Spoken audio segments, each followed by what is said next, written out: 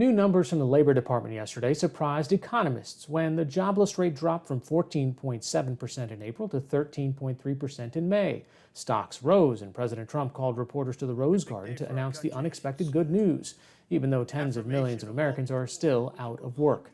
But there was a note on the official report pointing out a, quote, misclassification error, an error that makes last month's unemployment rate as much as 3 points higher.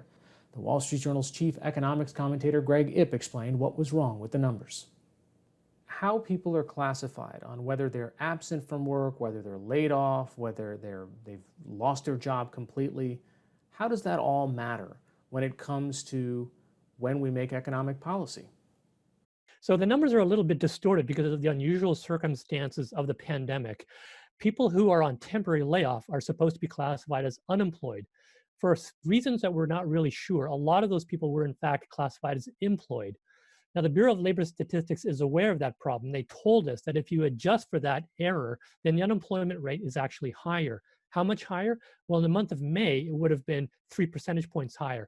But in the month of April, it would have been 5 percentage points higher. So what do we take from that?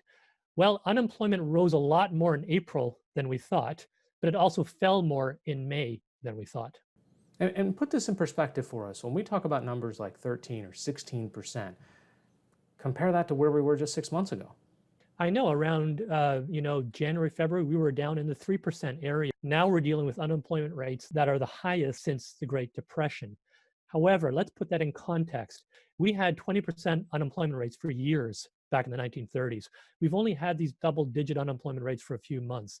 I have to emphasize, we do not have good models for understanding where the economy is going at a time like this. It's just too soon to say how long we'll be dealing with this historic level of unemployment.